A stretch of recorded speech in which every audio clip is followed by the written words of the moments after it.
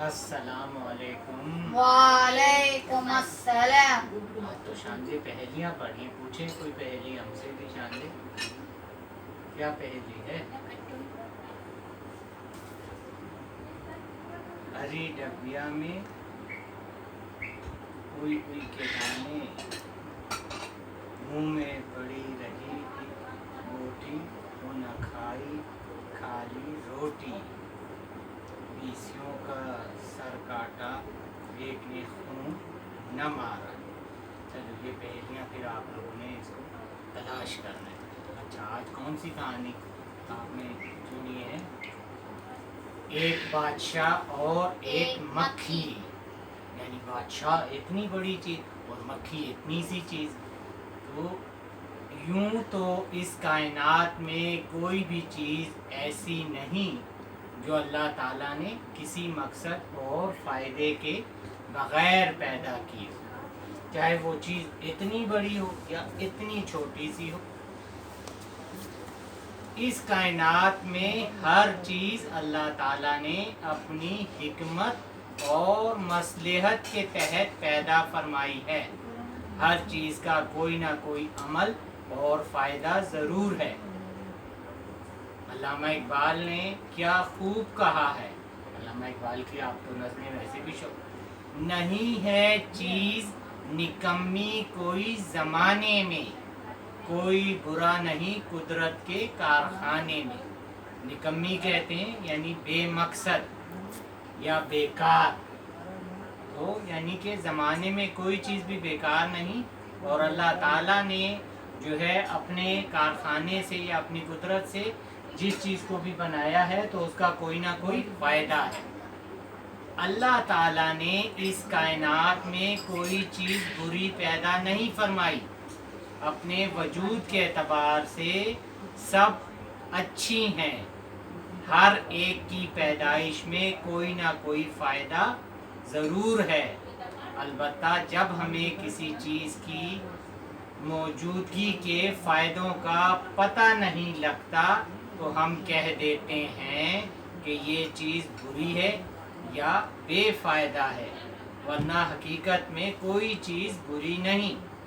تو اس میں یعنی کہ اللہ تعالیٰ نے جو ہے سب چیز بنائی، تو اس میں ہمارا قصور ہے کہ ہم نے اس چیز کے بارے میں معلومات نہیں حاصل کی۔ حتیٰ کہ وہ مخلوقات جو بظاہر موذی کسے کہتے ہیں؟ ایذا دینے والے۔ تو موذی جانور کون کون سے ہوتے ہیں؟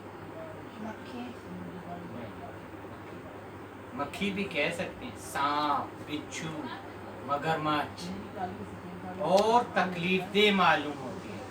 دیکھیں آگے اس نے بتایا مثلا سانپ، بچھو وغیرہ، ان کو ہم اس لیے برا سمجھتے ہیں کہ بعض اوقات یہ ہمیں نقصان پہنچاتے ہیں، لیکن کائنات کے مجموعی انتظام کے لحاظ سے ان میں بھی کوئی نہ کوئی حکمت اور مصلحت ضرور ہے، ان میں بھی فائدہ موجود ہے، چاہے ہمیں پتہ چلے یا نہ چلے۔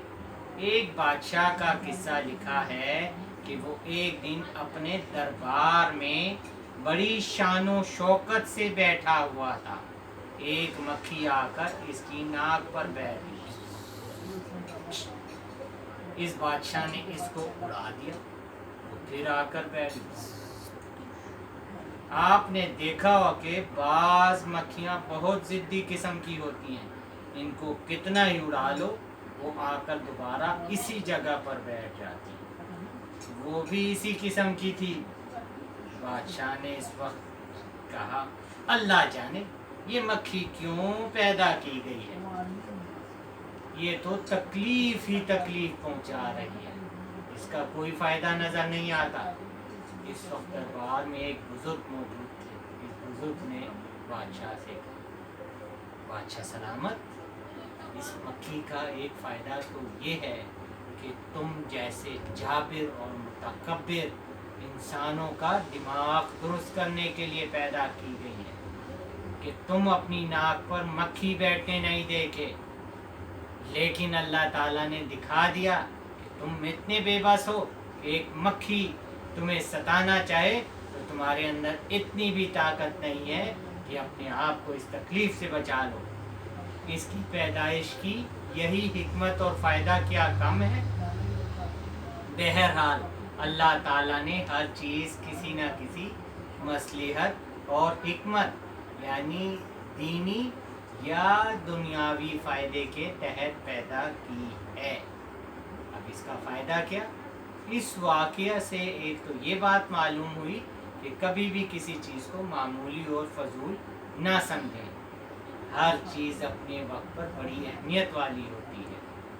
दूसरी बात ये मालूम हुई कि कभी तकब्बुर नहीं करना चाहिए, क्योंकि तकब्बुर अल्लाह रब्बुल इज़्ज़त को बिल्कुल पसंद नहीं, और अल्लाह रब्बुल इज़्ज़त इसकी सज़ा दुनिया में भी दे देते हैं। नीज़ मखलूक को बुरा कहना असल में खालिक पर एतराज़ है, जो कि बहुत सख्त गुनाह की बात है। हम भी किसी की कदर बात करने के अंदाज या किसी की कमज़ोरी या माजूरी का हरगिज़ मजाक न उड़ाएं। बाज़ मरतबा हम अपनी जमात के किसी बच्चे या किसी और बड़े या छोटे के चेहरे के रंग या आँख, नाक या आवाज़ का मजाक उड़ा देते हैं। इन सब बातों से हमें एहतियात रखना चाहिए। या कभी धूप गर्मी ज़्यादा हो या बारिश हो जाए तो अपने दोस्तों या अम्मी अब्बू से यूँ हरगिज़ नहीं कहना चाहिए कि इतनी गर्मी का क्या फ़ायदा, या आज बारिश क्यों हो। ऐसे अल्फाज अल्लाह ताला को बिल्कुल पसंद नहीं, इसलिए अपने आप को इससे बचाने की कोशिश करें। तो आप सब बचाएंगे ना अपने आप को इससे? जी। चलो शुक्रिया। अल्लाह